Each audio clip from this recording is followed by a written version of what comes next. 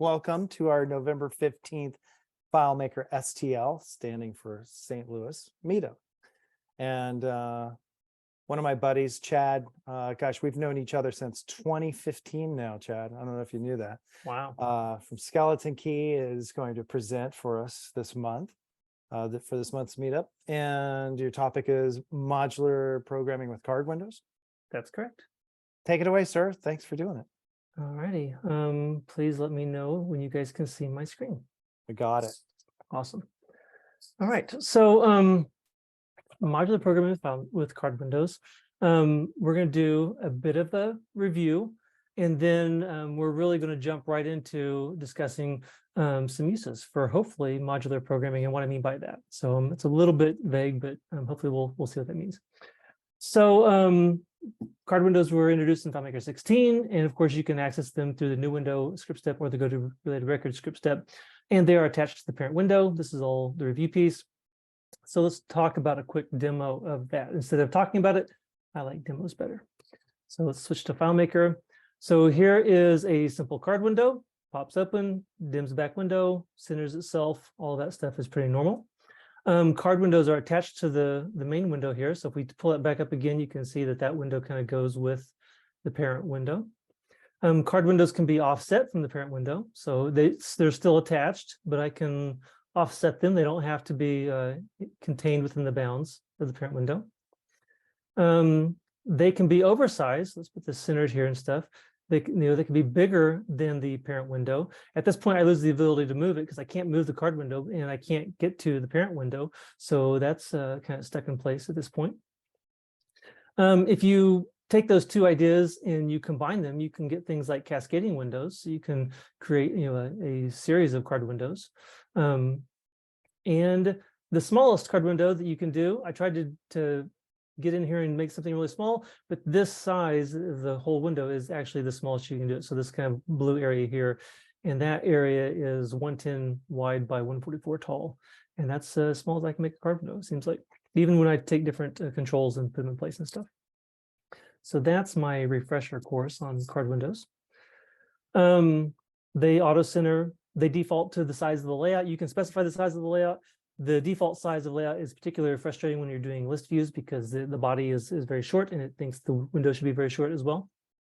The window title does not show up on desktop, but it does on iOS. So something to kind of keep in mind there. And for a while, card windows were not available in WebDirect, although they are now. But we're not going to talk about that at 10. So switching right into the modular programming. I don't know how I missed this, but I only learned about this about, well, it's about a year ago now, right at a year ago, I learned this. And essentially, you can call a card window in another file, and it looks and behaves and acts as if it is being called from the whatever file you're calling it from. And it retains the full logic and security and UI from the secondary file. I think, if I want to give credit here, I think John Renfro is the person who kind of halfway discovered this at a pause on error. I want to say circa 2018-ish, give or take. But that's just what I found after doing a little research and trying to troubleshoot some stuff. So let me demo this piece. Let me tell you what I'm talking about there. So I've got two solutions. One of these is a template solution that we kind of start with. It has some contact lists and things like that. Another solution is a sample file that I built, I want to say 2016 or so it's quite dated at this point, but it makes for a good demo. I did this for a DevCon talk. So let's start here. The dashboard looks like this. You can click around in orders and do things, right? So let's put that off to the side. We'll just keep it here where you can kind of see it. But let's create in this file oops, wrong way. Let's just create a new script in here that says open card window,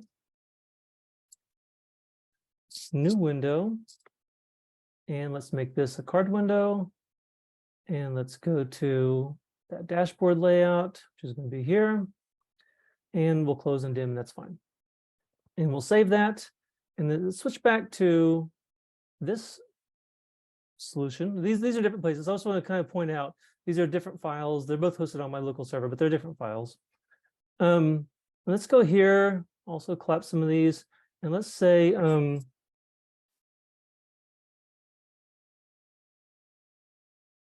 I can't type and talk, so you have to deal with me not typing sometimes. So we'll perform a script, and we're going to perform the script in that other file. So we're going to add a data source. We're going to find that file. It's called FM. And we're going to say open the card window in that file. So 2 script steps, one over there opens a card window, one over here, basically calls that script. And when I run that script from my script menu, I get my other solution open in a card window here, and all the functionality of that solution, if I were to want it, is here. I can tab around, I can do things, I can add items, things of that nature. So, an example here, I can click this add button, I can type in John Smith, right? And I can come away, I can delete this, and it retains the little dialogues that pop open. All the scripting logic of this file is right there. And so the way that I kind of ran across this is that we had an existing solution that had a fairly built-out purchasing system, like a purchase orders processing, and they had vendors with custom pricing and customers with custom pricing, and they had certain locations that could order certain products from one location but not another location. A whole bunch of stuff that went into this logic of this purchasing order system, and a different solution was being built as a front end for a different set of users, but they needed to create purchasing requests. And there was all this, work that was going to have to be done to bring over the logic so they could get the right pricing and the right orders and the right locations and the right, just all that stuff.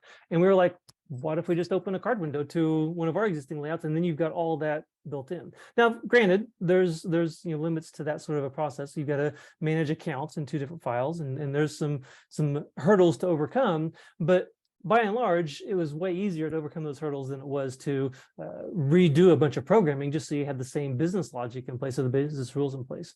And I didn't realize you could do that. I thought it was really cool that from file A, I can open file B, which is back in the background, like it's this file, but I can interact with it. And there's a lot of stuff you can do like that. And so as I got to thinking about that, I started thinking, well, we do a lot of development, and I want you guys to, for the sake of the recording, before this recording started, Jay was talking about some JavaScript stuff and a date selector and a range selector and stuff. So think about that example and think about, what if we were to build a file, a utility file that we kind of bolt on to our custom solutions that has a lot of these little utility things worked out that we do all the time. What if we could build and troubleshoot and error capture and really make it bulletproof, and then just deploy it with other things? So I started thinking, well, what are some things that we use card windows for? What are some things we could use card windows for? And so I've got some examples of those, and I actually don't have the examples kind of ready to go. I thought what I'd do is I've got a little utility file ready to go with some of these examples in them, and I wanted to kind of demonstrate what it would take to actually bolt something on that was already built. So let's take a look at what that might look like. So let's do this. Let's go to this file back here, and if you'll look at customers, we've got customers in here, and one of the things that it seems like people ask for relatively often is to do some sort of an address verification or an address correction, to make sure you've got good addresses, right? And so there's a utility out there. I'll pull it up and show you, but I kind of forget who made it right now, which is terrible. That's just my memory. So let's go look at that, and I think it's all credited in here, and we'll look at that. So yeah, John Renfro. So that's awesome. Here's the abstract for some of the things. So we'll talk about how to all the things that go into this a little bit if you want to dig into some of that, but I want to demonstrate how easy it is to tie it in, right? So I'm going to take these 2 scripts, copy those out of here, come back to my main solution over here, and we're going to say address example, just so I can kind of keep things organized here. I'm going to paste these in, and I've got 2 things I need to fix. So in this script, I need to fix this script step, which is going to call my my utility file, and I'm going to kind of make sure that I'm pointing to the right one, and that's actually stored up on one of our test servers. So I'm pointing to and adding a reference to this external file at this point, and I want to call, and I just know which one to do here. I'm at this launch file, and the README and stuff, explains all this, and I'm just familiar enough that it's not taking too much. But if you look at these scripts, they're not terribly complex. There's a lot of comments here to help you out, especially this one. There's a lot of comments that are 40 lines long, but only 3 real steps. And on this one here, we'll call also, I think I've got 2 references in there. I apologize for that. Call this one, and I need to close that, save all. There is a little bit of a README in here that explains how I want the script parameter to work. So I'm just going to copy that for a second. Come back over here, and I'm going to make a trigger on this address field. We're going to call that script triggers on object enter. We're going to call my public launch one. And I actually want to, paste this in.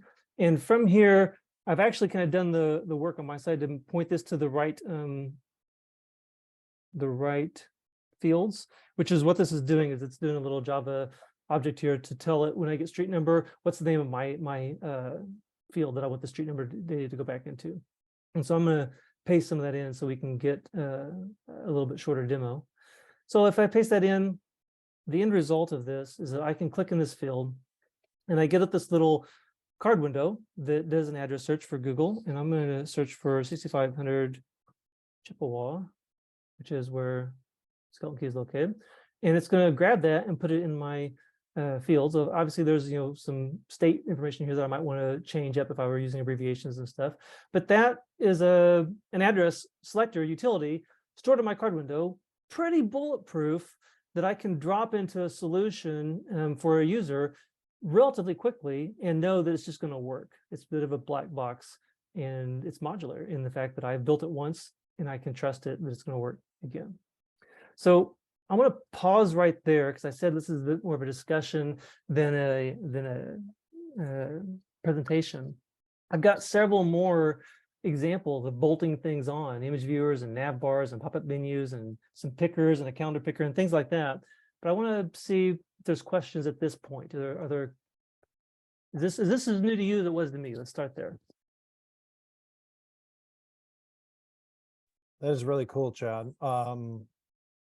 I had completely forgotten about that ability to call card windows or create card windows from other files and how that would attach.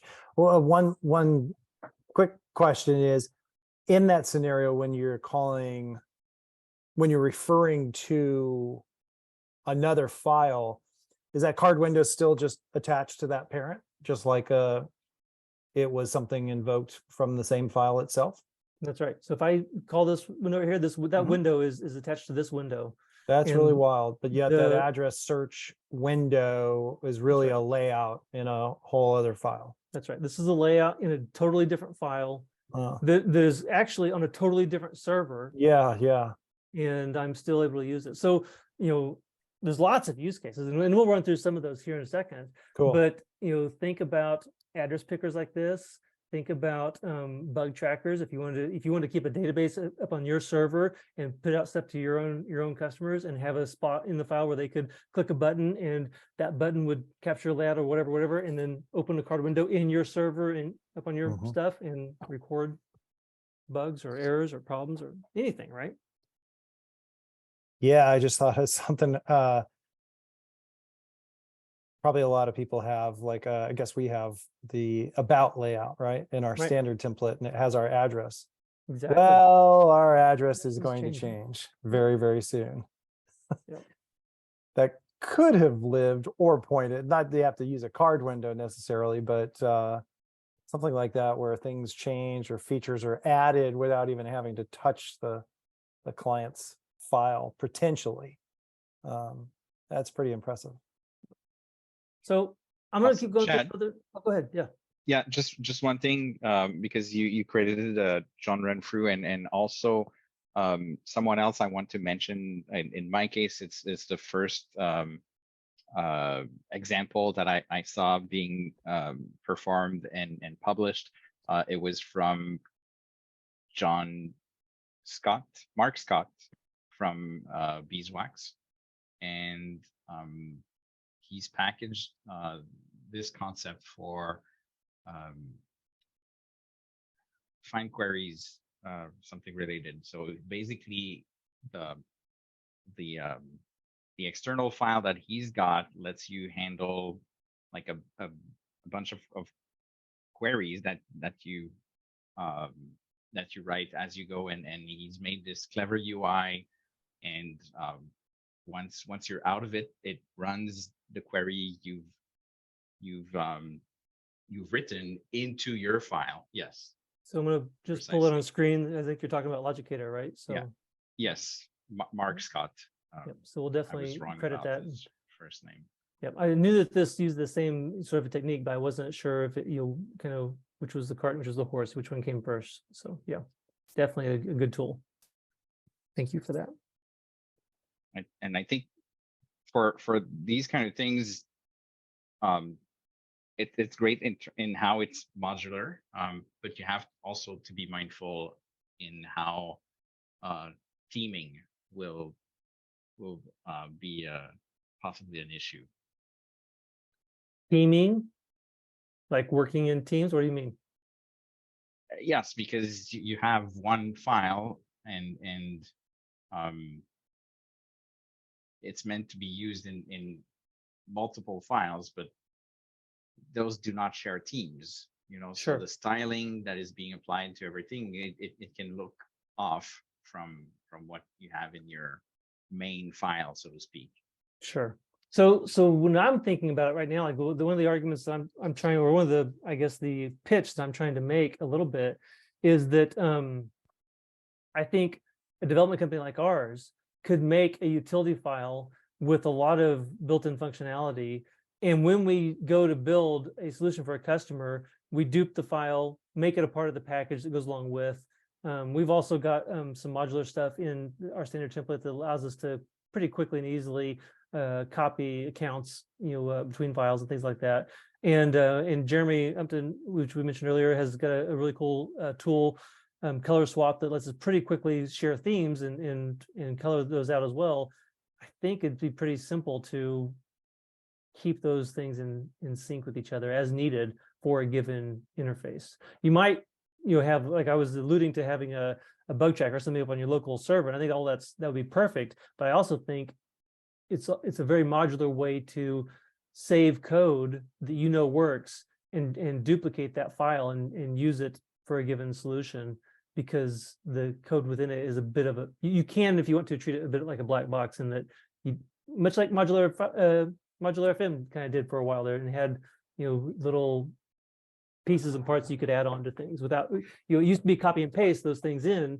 I think you could build out a secondary file to keep from copying and pasting. I was mostly referring to like if you want to reuse the same module for different customer files, like Right. the address validation you've got there with Google. If on one they have something that is more like a dark mode setup, and you have like the very white input screen, then it can clash. Sure. Something else to be watching for also is if your module is in a different locale than the file that is consuming the module. So for instance, where I'm at, the formats for the dates are not the same as the formats from the dates in the States. Sure. So those kind of things are to be looked into. Yep, 100%. You being a no man.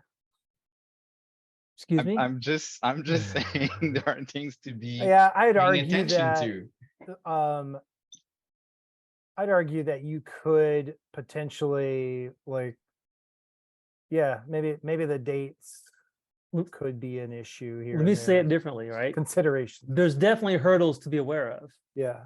But if your typical use case of FileMaker is you're building solutions for people, or you're building a solution in-house, most of the time you're building a solution to put on their server, or you're building a solution to host for them, and you're building a solution in-house on your own servers. And my argument would be, don't change that. Like you're right. This is so flexible. You could put a central file up in a central place and have everybody talk to it, but you don't have to. Put your utility file on everybody's server. Like you deploy it with the custom solution you're building to their solution, to their server, and they have the same date formats that their existing was is. And maybe there's modifications that have to be made to make some things work. But by and large, that will be a easier lift than building that particular functionality from scratch if you had to. Yes, and especially if opposed to embedding it into the file itself, of course. Yes. Exactly. All right, so feel free to interrupt and ask questions. I'm going to do a couple more examples of just kind of tying things in, other things I thought about. I've got clients, it seems like they'll have images or photos in a solution, and they want to see a bigger version of that, right? So I'm going to do that on a card window, but I'm going to do it in my utility card window. So one way to do that, let me just kind of pull open my that's my sample data. Sorry.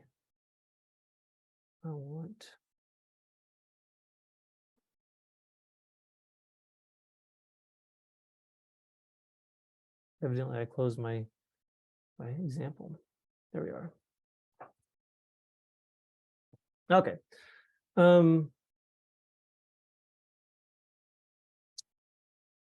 So if I pull this open and I pull up my script maker or script workspace here, let's look at the images area and look at the README.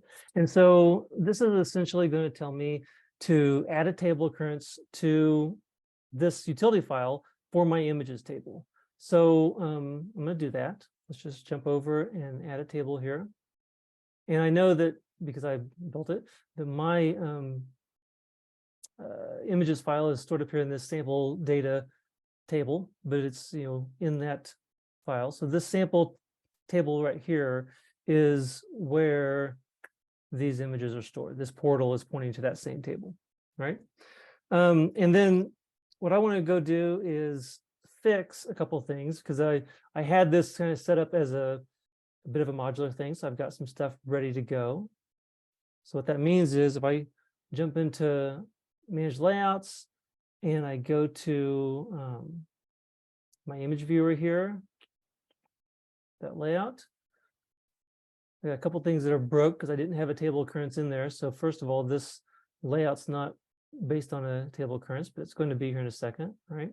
And there's a container field right here that I need to kind of fix.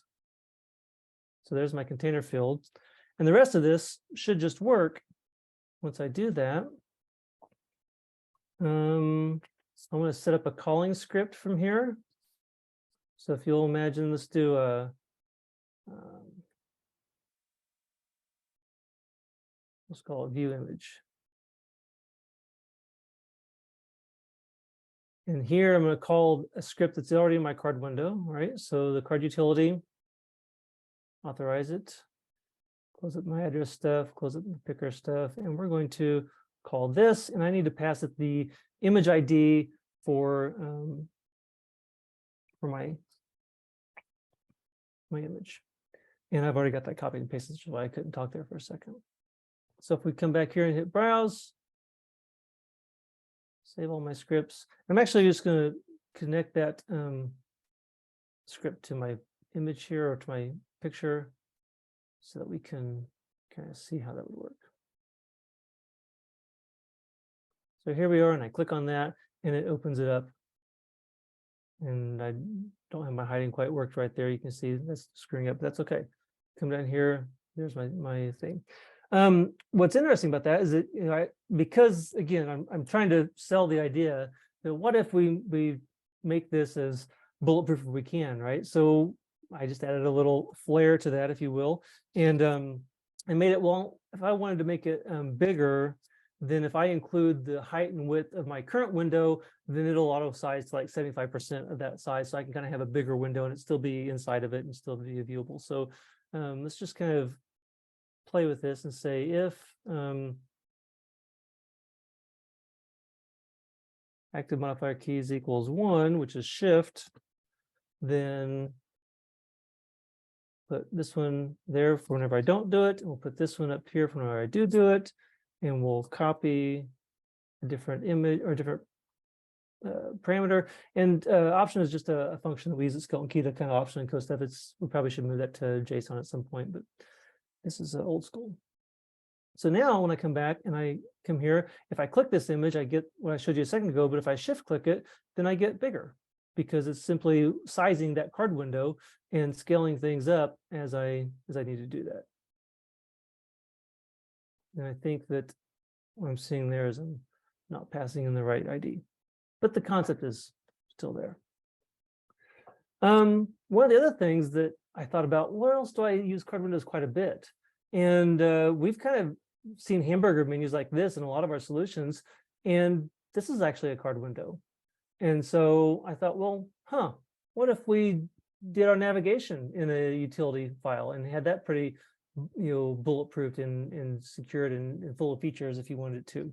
So what would it look like to put that over into something else? So I downloaded a file from Claris, their job tracking stuff, and it kind of uses a, let's go back here. It uses a card window over here. And what if I don't like that? If I wanted to do something different there? So if I wanted to tack on a job or a card window there, I could come back to our card windows utility file, take a look in here, and I've got a hamburger nav menu with a README kind of saying what to do. And honestly, there's lots of ways to do, how to get those values. And this one actually uses a couple of methods here. One just kind of creates a list of some hard-coded items. Another one grabs some data from using an execute SQL function to grab it from a built-in table. And so either one would work fine here. But if I wanted to implement that to my solution back here, it's simply going to look like this. We come here and we say, let's open, right, form script. I'm going to call that in my here, close this one up, and we're going to do that. And I do want to pass it the height, and the height of what I want to pass it is the height of my content in my current solution. But I'm just going to call this. I don't need to necessarily pass that in the button per se, that we'll see in a second. But I also need to get that information back from my script. So I'm going to create a new script here also to pass information back. And we'll say it receive nav info. And we'll just do something simple like set a variable to get script parameter. Oops.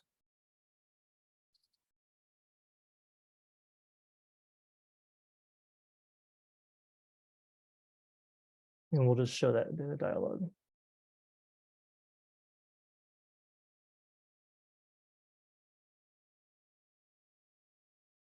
Okay, and so in this case, save all that. I would come over to my utility window here, and I would come down to my my selection part, and I would highlight my job tracking file and call that script is my response here. So within my utility file, I am pointing back to my parent file at this point. And I should be able to just kind of drop a new button on here. Let's just option drag that over, give this a bit of a different look so we can kind of tell those apart. This one, blue icon. And for this one, we'll just call my other hamburger menu. And so now when I open this up, I should get a nice hamburger menu that comes in, and I click the home button, it's going to tell me to nav to home. And if I were to pull open purchase orders, it'd say nav to purchase orders. And I would do whatever I wanted to in my returning script with that. But I could have this kind of nice, open it, slide it open, slide it away stuff. or I can just use what's here. But the point is that if you didn't have this and you needed to quickly build a nav menu, you're 90% of the way there. Questions, comments, concerns? Yeah, that's really Thoughts? cool, Chad. Thank you. One question I would have about it, I just thought about it this last time that you were authorizing the file. If you did have something centrally located like that, you know, some kind of utility file, how do you, have you thought about like how you might authenticate a user to that file? Let me Be know if clear, I need to clarify that. I'm Yeah. not recommending you do that. So if you want to have a centrally located file, I think that you got to figure that out. Yeah, I'm okay. recommending that you Okay. deploy a utility file with your custom solution. Got it. Um, Oh, I think I understand now. You're saying like instead of having to embed, that's you right. you could work on improving a utility file and simply maybe replace an existing utility file with an updated one, and voila, all those nice bells and whistles are sitting That's right. there ready to go. Or even if you like, yes, so I guess yes, there's probably a hurdle here also in saying, hey, I've got a nav process in place here, and I want to make it better, and so now I've got a new version of my utility file that I want to now deploy to all these different customers. It's a bit of a vertical market kind of an issue, Right. right? But absent that, you still can say, hey, I've got a team of really experienced developers who've done this 100 times. Let's put all that code and that knowledge into one file. And now let's teach a junior developer or a mid-range developer or even the senior, so that you can be faster at getting value in front of the client. Let's teach them how to tie into this card utility and give a picker or give a nav menu or give an address Mhm. selector, and be a 30-minute ad, not a 4-hour ad. And all of a sudden we can produce more value for that customer because it doesn't take us as long to do it. And it was built by a development team that has run it through the ringer in such a way that we know it's pretty rock solid. It's not going to come back to us with warranty work or have to redo it work or anything of that nature. Sure. It's cool. And so yes, I'm definitely saying this SK card utility file would go right along with my job tracking file that I deployed to Acme Company as a part of their solution, so that we could pass that utility. The users just might not even know that it was a Yeah. separate file. Yeah, at it all. lives on the server, and to their like it might sometimes show up in the show window thing or something. Yeah. But honestly, it doesn't even have to, because you can you'd have to figure out how you logged into it exactly and stuff, but you can open that file and close that file pretty seamlessly without them knowing it, and just have it open when it needs the card window and then close it right away. Robert, Gotcha. did you have a question? Yes, I wanted to know if you've explored on that path. You know how it's possible to define an external, I'm going to say external file reference, or maybe it's external data source with a variable. So combining that with into the module, so that when it opens, it says, hey, wait a second, this time around my data source is here, the other time around my data source is going to be elsewhere. Have you explored those avenues? I've done a lot of that in other systems where we had essentially a development version and a production version of a secondary file, and we would change out that global variable so we could point to one and then point to the other whenever we deployed it. But I've not tried it in a situation with this particular example. So that's a great idea. It'd be fun to work through that. I want to take a look at something else, because so far we're kind of doing things that are very obviously card windows, and so I want to like look at stuff. Sometimes what I'm one of the benefits to card windows, I think, is that you can have a bit more of a transactional sort of a process, and honestly through script triggers and stuff you can kind of mimic a lot of this. But what if you wanted some additional control over, say, pop-up menus and things like that? So right here, there's a status that says, open, closed, canceled. This is very obviously a pop-up menu in FileMaker. But we could replace that with the card window and not dim the background window and essentially get a similar result. And so I want to kind of demo that as well, because this one, one of the things about card windows, if you get into doing a lot with card windows, the positioning of the card window gets a little fun to work through because typically a window's position is in relationship to the screen. So this, left edge of this might be at 200, 250, whatever it is, but the card window is really positioned in relationship to the edge of this window that it's being drawn in, and so that gets a little off.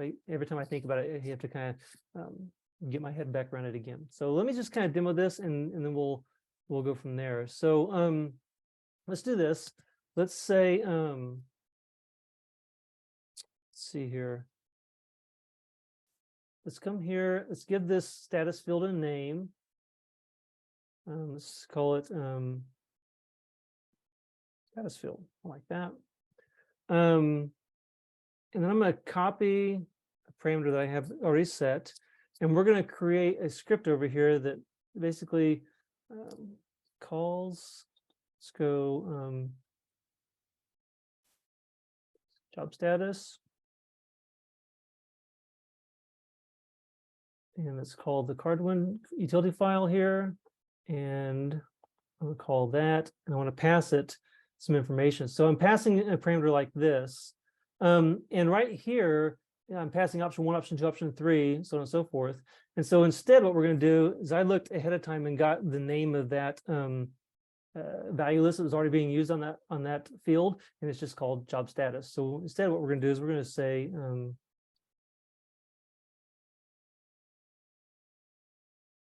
value list items. Little tip, you can just put double quotes there to get the current file name. And the value list is job status. And so I'm doing some stuff here, obviously, to get different things. I also called that status field as the name of the field now. So I'm just going to kind of replace that a couple of things here. And I believe when I do that, save everything, call this on a button, because I'll just touch it and oops. Go click happy there.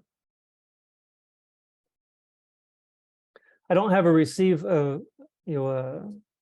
script yet, and I would need that.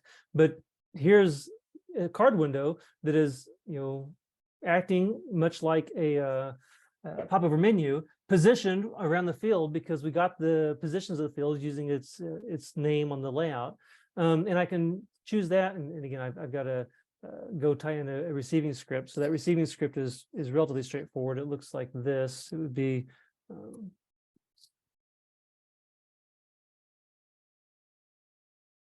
let's go set field, and the field would be the status field, and the result here would be, I think I'm passing that back, option encoded. Yes, I am.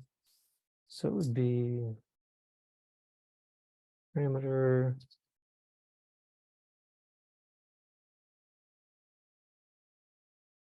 there.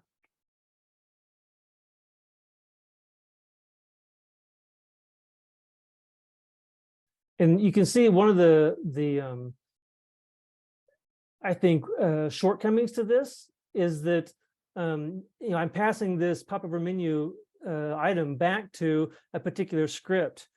So as you were to build out a more robust solution, there might be the need to come into here and pick out one of these and duplicate it and say, hey, this is the pop-up menu for the job status detail screen, and here's the one for the whatever else. And I'm not saying that's the example there, but you might find yourself in a situation where you need to kind of duplicate those scripts so that you don't step on yourself as you're trying to implement that. But here I can say closed, I can say canceled, and that's all happening through a card window, which gives me lots of flexibility about how that looks and what I do after I click it and where it goes after that and all kinds of things.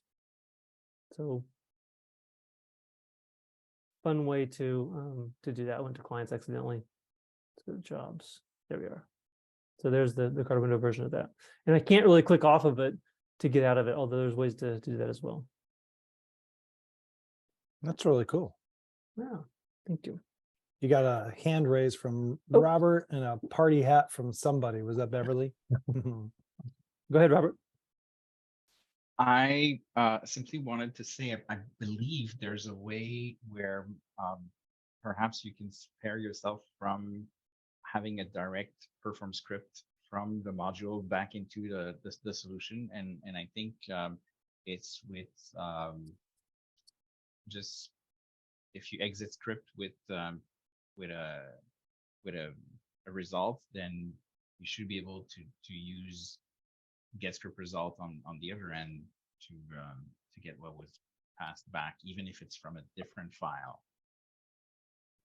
So you're absolutely right. There are ways to do that.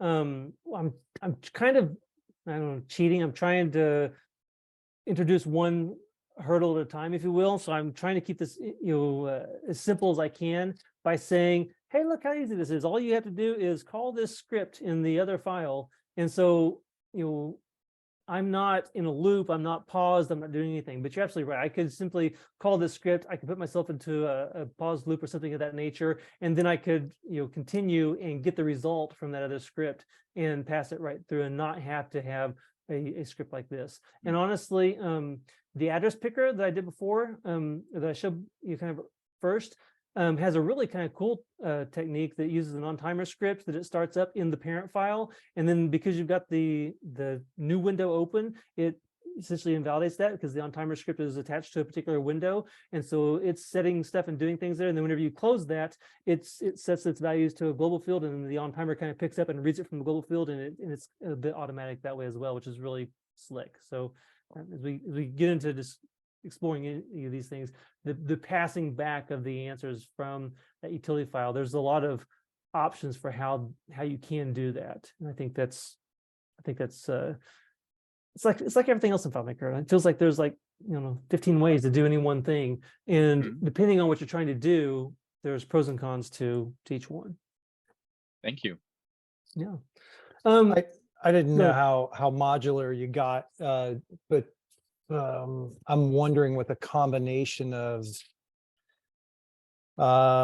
perform script by name, I'm wondering if that calling script could kind of say and when you call back, use this to call back. I'm not sure if I'm making myself clear about that. You are. And in some of these, I even have like a source variable that I'm setting to say which one am I coming from, so I know what to do at the end. Gotcha. But Yeah. honestly, the goal of this whole presentation from my side is just to kind of see those types of thoughts, to say, I wonder if this is possible. What if I could do that? And just kind of spark that creativity to say, go play and go think about what's possible here. What could we do? Sure. Would it make things better? Could we be more efficient? Could we be less buggy? Could I build this thing once and use it 100 times, and all of a sudden my clients X, Y, and Z all benefit from what I did for a client ABC way early 10 years ago. So I don't know, maybe. I was going to show a picker. We're within 15 minutes here or so of being kind of towards the end, and the picker honestly is just a little bit involved, and I'll be happy to go pull that in, because I think it's really a cool way to do things. I think I use card windows for pickers quite a bit actually, and I think that's an interesting way to add to a utility file. And it was simpler than I thought to add it, but it would take 5 or 6 minutes. But then I would say that the last example I have before the picker then I want to show is kind of like Jay's, honestly. So let's do this. Let's go. I'm gonna come back here. Let's add a script to this file that says calendar picker. And so Jay, in all honesty, we could easily add that JavaScript picker you had to the card window process and make that just available as something we bolt on to somebody's solution. Yeah, I that's really really liked cool. seeing that. I like that. So here, though, we're going to call a script in the utility file that essentially opens calendar picker. And I'm going to pull this down here, and let's do another new one to get my result. Yeah.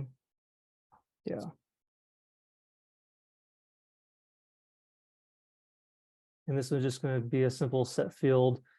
And we're going to set that last, which was I was on last activity, use the date field. And we're going to specify that to receive the parameter. So I think if we save that, save this, close that, and put the button on this field here on the script, calendar picker. And of course, you could do some positioning like we did before, but you can call open a little picker, calendar picker you've got in place. Click on that, and I did not. No, I did. There we go. It wasn't authorized. So the file authorization thing is also a bit of a hurdle there to just figure that out. Once you have it down, like it's not hard, but for the demos here, I was trying to do the demo in such a way that none of the connections were already made. And so I went through and I kept deleting out references and deleting out permissions and deleting out stuff. So you could kind of see like adding it from scratch, what would it be? But once you kind of get it, it's not bad. We're right at 15 minutes left. Let's stop there and just have a bit of a discussion, because I could stop and we could do the contact picker, like add a name. The plan is to switch over here to this example and go to orders and change out kind of how this existing picker works and show it work for pulling in a picker that I already have built somewhere else. But what other questions or what kind of concerns or let's do it differently. What are some of the gotchas that maybe I'm not thinking about or explaining? I think some of the main gotchas for me are sharing accounts in that file. But once you get the account set up, then I'm so kind of like there for lots and lots of years, we built multi-file solutions everywhere. And then we switched over from FileMaker 6 to FileMaker 7. And all of a sudden you have lots of tables in one file. And I kind of went way the other direction and by default build almost everything as a single file solution. And just in the last several years, I've kind of moved back to saying, maybe based on process or procedure, it makes sense to have multiple files that we build out here, especially if I'm trying to keep stuff separate and keep images off on their own thing for backup purposes or whatever it is. And so I think working in a multi-file solution again has some drawbacks that maybe I'm by default a little resistant to, but maybe I shouldn't be. So maybe there's other drawbacks I'm not thinking of, but is it just having another file that's the main thing, or is there more to this that would be possibly problematic? That's a good question. I mean, with some of the clients that we work with, they they might be using like Azure accounts or Active Directory, and that makes adding accounts to multiple files really easy, right? As opposed to simply just FileMaker local files. Accounts. Right. FileMaker accounts. But even FileMaker accounts, we've got the modular process in place where it's just copying a couple scripts around and it's relatively easy, straightforward. Go ahead, Robert. Well, given how for most of what I see in terms of the modules, they're not really storing data, although some could be meant for storing data, like the Logicator is one of those cases. But if it's just like you throw some data at it and you expect a reply back, my guess is you could set up like the guest account and people who do not have credentials in the file per se, it would just log in as guest and would still do whatever needs to be done and return a result back. So depending on the use cases, if in there you need to track who's using it and relying on stuff like get account name or things like that, then it may not be an option, but you can get some mileage from that, I'm assuming. 100%. And honestly, there's a lot of things that I'm doing in this particular utility file that you could open it with an admin full access account, because the file itself, like if I use this file and I've already got this file open or this file back here open, whenever I if I need to, so for example, the picker version of things, like I add a table occurrence from my local file to the utility file, and then so that I can search on that table. And honestly, one of the benefits of that, a little side note, is that you get a much simpler graph in that situation. And sometimes a complex graph is part of the slowness to a solution. So if you can get off to a secondary file and use a picker over there, you get a naturally faster process because you don't have a complex graph necessarily with it. Side note. But coming back to this, so Robert was talking about a guest account. I was saying the full access account.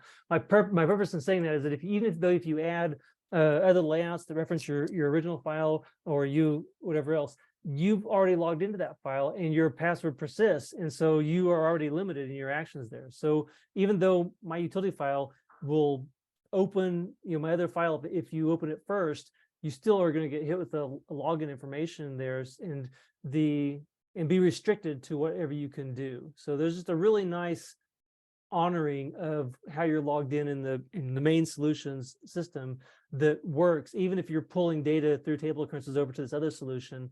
Like, unless I'm building tables over here, which I don't have any tables over here, all the tables I do have are based on my main solution. All the data that I can interact with is running through the credentials of the main solution's credentials, if that makes sense. Like the limits I have in place, the validations I have in place, all that stuff is still active. So we could go deeper there possibly, but it's a little wave your hands at it because I don't have examples to necessarily show.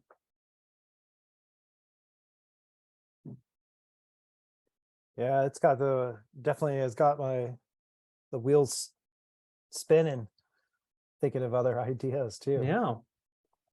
Yeah, Yeah, that was my thought. The wheels are cranking away. I think some people have been doing like notifications. They say like it looks like snack. Is it a snack bar notification? Like it slides in top right or bottom left or whatever. But so that sounds like something that can be done this way in a module. So I agree. I think that's definitely something that can be done like that. If you take the general idea of having a utility file with your a code base in it that is reusable, at Skeleton Key, we've got a file that we call our API library, and it's basically just a file that we've built out that has several different API integrations that we've done. So I think there's a Twilio thing in there. There's Microsoft 365. There's some Google stuff. It's and it's kind of written in a way that you can steal that and put it in a solution. But the reality is, some of those codes, like some of those scripts, are always the same, and you just pass them the right parameter to get the right token, the right URL, the right curl commands and stuff, but you could essentially have all that logic here and essentially bolt on a ton of things, because all you have to do is now push, and I'm saying here, not necessarily that it would be a card window, but that those scripts could live in a utility file, and you get in this habit of saying, I'm going to make this file, everything in this file, be bulletproof. I'm going to spend a lot of resources and time and thought making sure the code over here is well documented and well done, and I know how it works, so that my whole team can now use that in whatever solution they need to work on and know this is how it works and this is how it's tested, and we can trust that that part's going to be right, which opens up the options oftentimes to deliver a more robust solution for someone for the same price tag, which would be a boon to our clients, I think. Yeah, David got his hand up. No, David, go ahead. Yeah, so my question is, I noticed you mentioned about having to possibly duplicate a set of scripts to be able to use the same module again. Yep. So you might need to duplicate the pop-up menu to do another pop-up menu. And my question is, in real life, how much of that would happen? Like if I've got a customer solution where they want to view images in about 10 different places. Yep. So would it be the case that I need to duplicate that image viewer module 10 different times in this thing? Are the images spread across a bunch of different tables, or are the images in one image table and just related a bunch of different ways? And that kind of is the differing factors. Like this image viewer that I have here, like it's simply receiving the ID of that image table as a parameter and doing a find and then showing that layout that's based on that same table occurrence.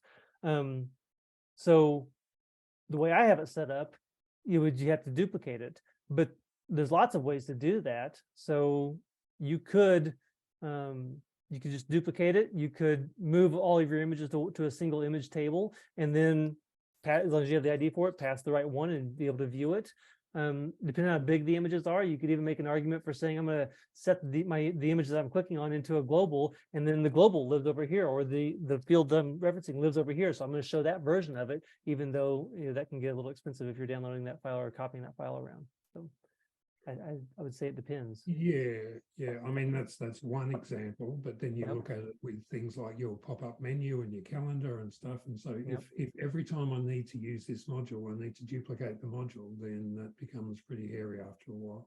I 100% agree. The pop-up menu, I would say, is quite nice in that we're reading in the list of items that the parent script passed, and then we're sending back the item that we're showing that in a virtual list, and then giving them back the one that they chose. And so it really is quite modular in that it only needs you to send in a list of items, and then it'll display them nicely for you, and then send back whatever you clicked on. And so the parent script gets to decide what that is. You only need one of those. The picker is where I kind of ran into issues, and there's kind of this little branch at the bottom down here where on the way in I was recording, like, is the source from my jobs table, or is it from my orders table, or from my quotes table, or where's it from? And then based on that, where would I go? So this would kind of get broke out to say else if, and it would check something else. Essentially all this stuff here would get duplicated. Yeah. And this is actually a perform script, not a comment, so it's just kind of directing you here. But I could see a situation where you ended up with a script that looks something like this, and you went 5 or 6 or 10 different places depending on how often you called that picker. Which is a better outcome than 5 or 6 different sets of the scripts. Right.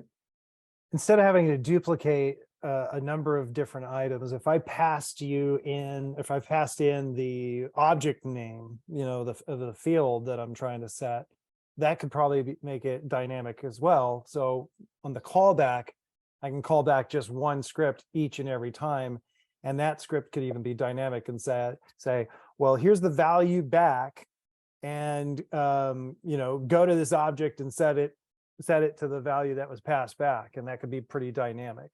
Agreed. The general idea is not a whole lot different than in a traditional API, if you think about it. Right?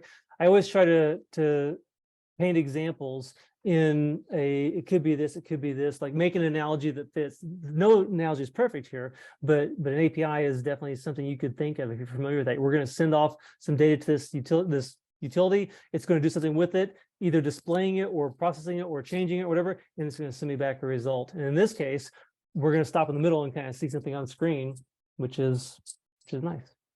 So, anyway, we're right there at time, Jay. I'm not sure. That was really hip. Thanks for the presentation, Chad. Yep. and the questions, everyone. Hope you appreciate it. You started us off with the basics again with card windows as reminders, and that went in a direction that I wasn't expecting. So that was awesome. Cool. One more plug. Next month, we've got a lot of fun happening. December 20th. It's getting into the holidays, but you're not going to want to miss it. Chad, you'll be here, right? I will be here.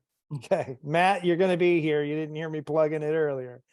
But Jeremy Upton will be presenting something that he shared with the Skeleton Key crew at our staff conference. We all saw it for the first time in October. And I think it'll blow your socks off. All of our meetups hopefully do that, but it's another one. It'll wrap up the year. Robert, to your point a little earlier, I think you mentioned before we started getting into this hour in the recording that are we open for other topics? And always. So if you have something that you want to present, or you have an idea that you'd just like someone else to present, please float those our way. You should be able to post messages to each other and to us through meetup.com. But hopefully we'll see you next month, December 20th, same time, same place. Chad, thanks so much. Everybody Thank you. else, thanks so much for being here.